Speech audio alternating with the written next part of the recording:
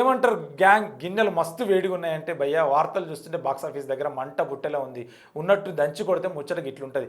జై హనుమాన్ ప్రశాంత్ వర్మ స్కెచ్ అయింది. ప్రశాంత్ వర్మ గారు ఒక హనుమాన్ జై హనుమాన్ సినిమా తీస్తున్నాడు, గట్టిగా కొట్టింటారు కదా. ఇప్పుడు దాని సీక్వెల్ జై హనుమాన్ జాతర మొదలు పెడుతున్నారు. ఫిబ్రవరి 22న హంపీలో గ్రాండ్గా లాంచ్ ఈవెంట్ అంట. హనుమంతుడి రోల్లో మన కాంతార రిషబ్ శెట్టిని చూస్తుంటే ఇప్పుడే దైవత్వం ఉట్టిపడుతున్నది. ప్రశాంత్ వర్మ గారు గ్రాఫిక్స్ మీద కొంచెం దృష్టి పెట్టండి భయ్యా, లేకపోతే మా రిషబ్ శెట్టిని ఏదో వీడియో గేమ్ క్యారెక్టర్లో మార్చేయకండి. ఏదేమైనా హంపి ఘాట్ల దగ్గర హనుమంతుడు జయ జయదానాల మధ్య వినిపించాల్సిందే. ఇకపోతే Rocky Bhai Toxic Yash god attitude అయితే మనోడు యష్ అంటేనే ఒక బ్రాండ్ భయ్యా. ఈ మధ్యనే టాక్సిక్ పోస్ట్ పోన్ అవుతుందని అని ఎవరో హౌలేగాళ్ళు పుకారులు లేపిండు. కానీ రాఖీ బాయ్ ఒక్కటే మాట చెప్పిండు, కంటెంట్ ఉంటే ఎవరికి భయపడాల్సిన అవసరం లేదు, అది లెక్క. రణవీర్ సింగ్ ఎనర్జీ ఒకవైపు, యష్ సైలెన్స్ ఒకవైపు. మార్చి 19న థియేటర్ల దగ్గర రక్తం ఏర్లై పారాల్సిందే రాఖీ బాయ్.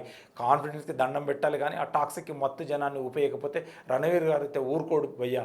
శివకార్తికేయన్ సినిమా సేయాన్ భక్తితో హిట్ కొడతాడు. తమిళ తమ్ముడు శివకార్తికేయన్ అయితే అమరంతో హిట్ కొట్టిన ఊపులో ఇప్పుడు సేయాన్ అంటూ వస్తున్నాడు. ఇది మన సుబ్రహ్మణ్య స్వామి బ్యాక్ డ్రాప్లో సాగే పీరియడిక్ డ్రామా అంటూ. దీనిపై సంతోష్ నారాయణ్ మ్యూజిక్ అంటే డప్పుల మూత మామూలుగా ఉండదు. ఏందో భయ్య, ఈ మధ్యన అందరు దేవుళ్ళు పేర్లతో హిట్లు కొడదామని ఫిక్స్ అయినట్టున్నారు. మరి మన మురుగన్ స్వామికి మన శివకార్తికేయన్కి ఎలాంటి వరం ఇస్తాడో చూడాలి. మరి ఇక ఈ వీకెండ్ ముచ్చట ఏ భగవాన్గా అన్నారు, కానీ సెన్సార్ వాళ్ళు తిరకాసు పెట్టారు.